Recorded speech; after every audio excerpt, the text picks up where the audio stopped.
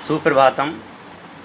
MM लता संस्कृत विद्यापीठ लोहिना के प्रिय विद्यार्थियों के लिए, शास्त्री द्वितीय वर्ष के छात्रों के लिए नए के स्वरूप के संबंध में अपनी चर्चा चल रही है, जिसमें कल हमने व्यवहार नय तक की चर्चा कर ली थी। निगम नय, जिसके संबंध में हमने चर्चा की थी, तो बताया था कि व्यवहार नय जो है आय निष्पन्न अर्थ को प्रति वस्तु विषय बनाता है। संग्रह नय में हमने देखा था कि अनेक पदार्थों को अनेक अनेक रूपों में न कह करके एक संयुक्त रूप में द्रव्य, जैसे कि द्रव्य 6 होते हैं तो 6 द्रव्यों को अलग अलग परिभाषित ना करके केवल द्रव्य शब्द को लिया था, और व्यवहार नय के अंतर्गत द्रव्य के भेद प्रभेदों को, उत्तर भेदों को इत्यादि अंतर्गत लिया था। उसी के संबंध में आज अपनी चर्चा जो है ऋजु सूत्र नय के संबंध में चर्चा करनी है। ऋजु का अर्थ होता है प्रगुण है।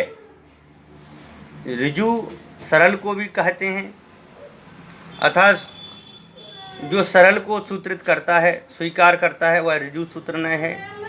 यह नय पहले हुए और पश्चात होने वाले तीनों कालों के विषय को ग्रहण न करके वर्तमान काल के विषयभूत पदार्थ को ग्रहण करता है। ये कह रहे हैं कि जो नय है यह पहले और पश्चात होने वाले तीनों कालों के विषयों को ग्रहण ना करके कि भूत और भविष्य की बात को यह ऋजु सूत्र नय ग्रहण नहीं करता है, अपितु यह वर्तमान काल को ग्रहण करता है।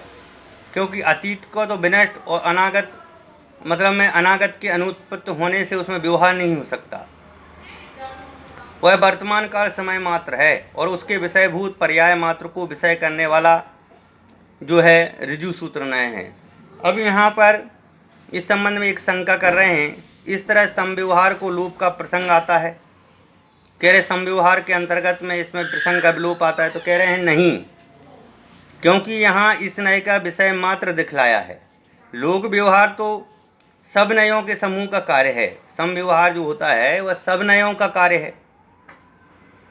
फिर कहा कि ये तो हुई ऋजु सूत्र की बात। ऋजु सूत्र के बाद में आया लिंग, संख्या, साधन आदि के व्यभिचार की निवृत्ति करने वाला शब्द नय है। शब्द जहाँ शब्द की अनुवृत्ति हो रही हो, शब्द का प्रकरण चल रहा हो, वहाँ उसमें लिंग, संख्या और साधन आदि के व्यभिचार की निवृत्ति करने वाला वह शब्द नय है। लिंग व्यभिचार, जैसे पुष्प बोलते हैं, फूल बोलते हैं, तारका बोलते हैं, नक्षत्र बोलते हैं, ये भिन्न भिन्न लिंग के शब्द हैं। इनका मिलाकर प्रयोग करना लिंग व्यभिचार है। संख्या के संबंध में कहा कि संख्या व्यभिचार, जैसे जलम, आपाह, वर्षा ऋतु, आम्रवनम, वर्ण नगरम में एक वचनांत और बहुवचनांत शब्द हैं। इनका विशेषण विशेष के रूप से प्रयोग करना संख्या व्यभिचार है। साधन व्यभिचार, सेना पर्वत मधिवस्ती, सेना पर्वत पर है, यहाँ अधिकरण कारक के अर्थ में सप्तमी विभक्ति न होकर द्वितीय विभक्ति है, इसलिए यह साधन व्यभिचार भी है। पुरुष व्यभिचार, यही मान्य रथेन यस्यसि ना ही यस्यसि यस्ते पिता। आओ, तुम समझते हो कि मैं रथ से जाऊंगा, नहीं जाओगे, तुम्हारे पिता गए। यहाँ मन्य के स्थान पर मन्य और यास्यामी के स्थान पर यस्यामी क्रिया का प्रयोग किया गया, इसलिए पुरुष व्यभिचार है। काला व्यभिचार, विश्व पुत्रो जनिता, इसका अर्थ है विश्व दृश्वा पुत्र होगा। यहाँ विश्व दृशा करता रखकर जनिता क्रिया का प्रयोग किया गया। इस प्रकार से यहाँ काल का भी व्यभिचार किया गया है।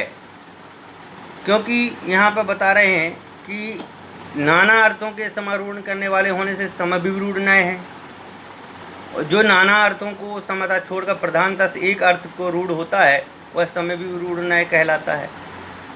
इस शब्द के वचन आदि के अनेक अर्थ पाए जाते हैं, तो भी पशु इस अर्थ में रूढ़ है।